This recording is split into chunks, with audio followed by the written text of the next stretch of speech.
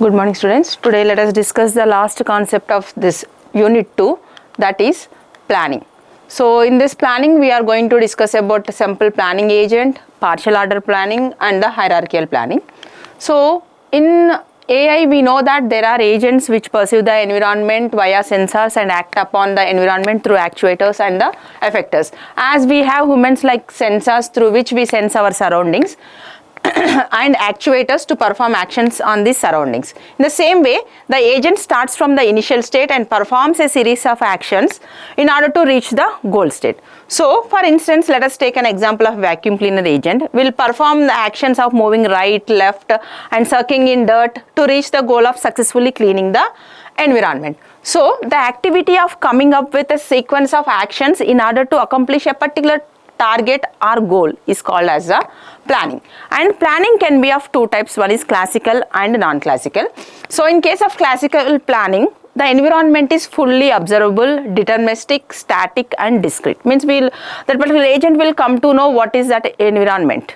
And coming to this non-classical planning, then environment is partially observable. That is, the entire state of the environment is not visible at a given time, or non-deterministic or stochastic also we can say. That is, the current state and chosen action cannot completely determine the state of the environment. So these are the two types of planning.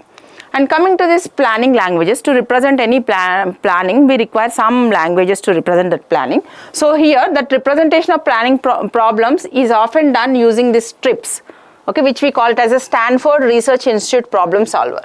Okay, so to represent any problem in the form of a language, we are going to use with this TRIPS language. It consists of a set of states.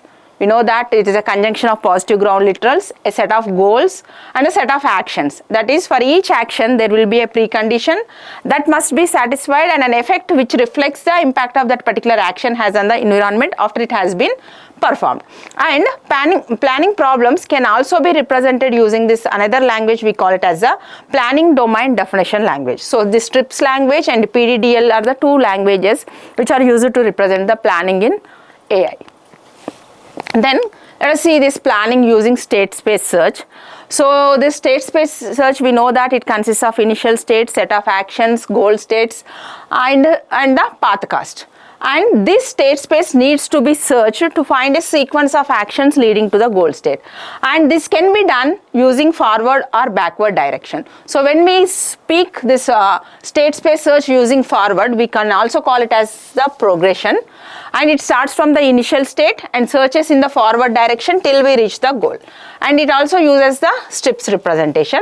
And how the problem formulation is initial state, actions, and the goal state and the step cost. These are the four components we require to particular problem formulation. And coming to the backward state space search, it is also called as a regression and it also uses the strip representation. The problem formulation is same like forward state space search and consists of same actions, initial state, goal state and the step cost. But in this backward state space search, the searching starts from the goal states and moves in the backward direction until the initial state is reached. And it starts at goal, checks if it is initial state. If not, it applies the inverse of the actions to produce sub goals until start state is reached. This is what the backward start space search. And coming to the next one, total order planning. So when we combine both this forward state space search and backward state space search are the examples of this total order planning. Here we will explore this linear sequence of actions from start to goal state, and here they cannot take the advantage of problem decomposition. That is, we can't split the problem into smaller sub problems and solving them individually. That is not there in this total order planning. Next one is partial order planning. So this partial order planning works on problem decomposition. That means it will divide the problem into parts and achieve these sub goals independently. And it solves these sub problems with sub plans and then combines these sub plans and reorders them based on the requirements. And this partial order planning, the ordering of the actions is partially, and it does not specify which action will come first and of the two actions which are placed in the plan. Here, let us discuss with one small example of this wearing shoes can be performed through total order or partial order planning. So to make this plan to be executed, there should be some initial requirements are required. So initially, to wear a shoes, yes, we should have a barefoot. That is the initial state is the barefoot, and the goal is the right shoe on right and left shoe on left.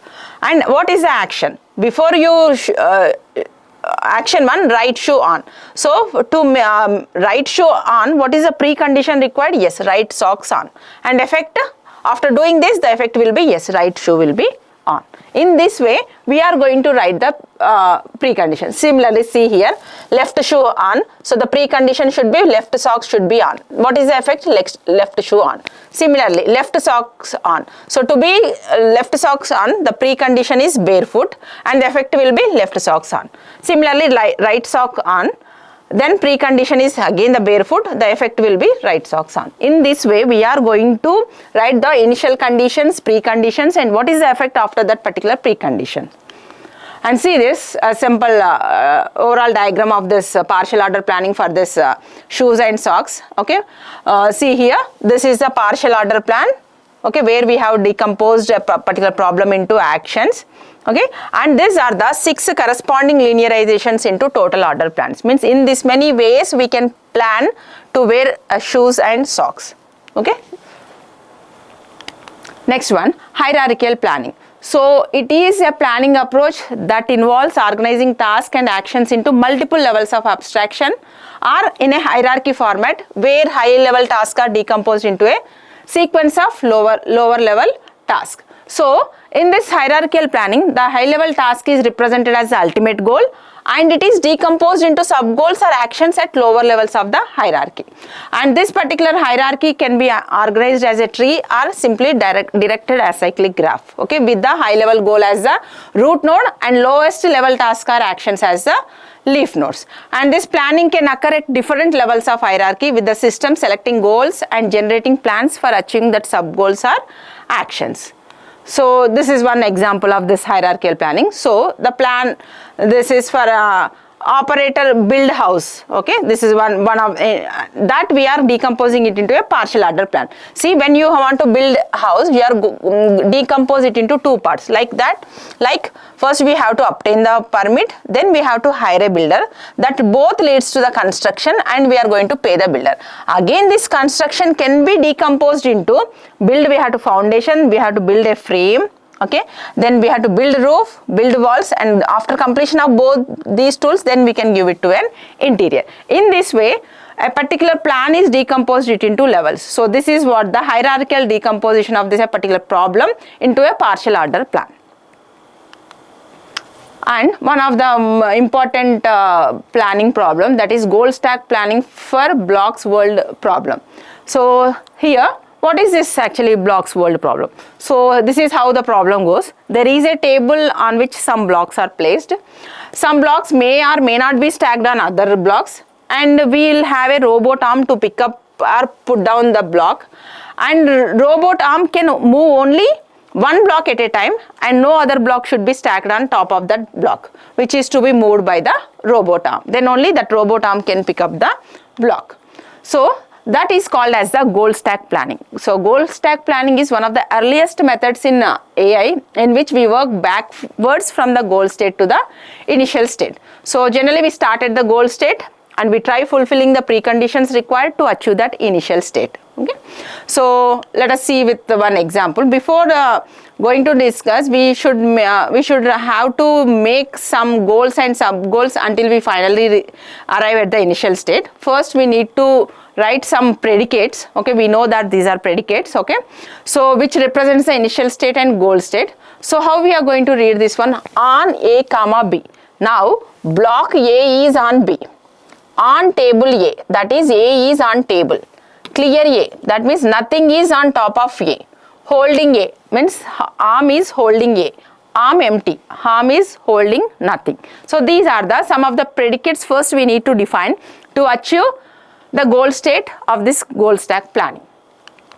Okay, see here, suppose this is the initial state. So how we are going to write a predicate for this particular initial state is, see here, on B A, yes, on B A and on table A on table C and on table D and clear B, means nothing is there on B, and clear C, nothing is on top of C, and nothing is on top of D.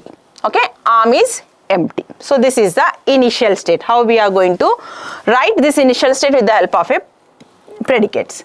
Now goal state. Now what is the goal state?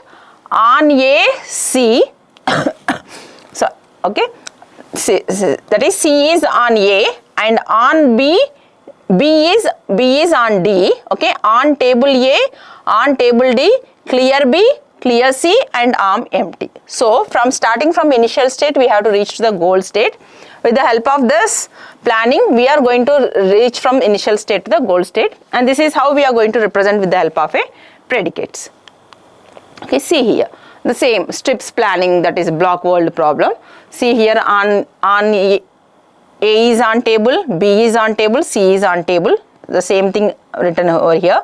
Clear A means nothing is on A, nothing is on B, nothing on C. So clear A, B, C.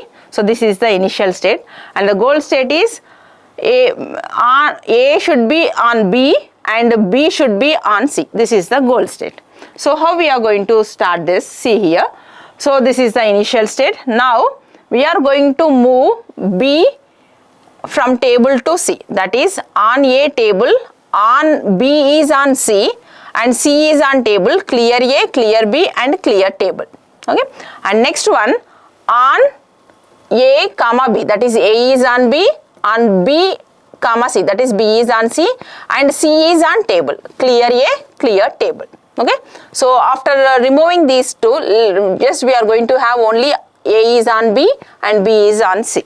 That means we have reached to the goal state. In this way, with the help of this strips, okay, which is a planning program, we are going to reach from initial state to the goal state.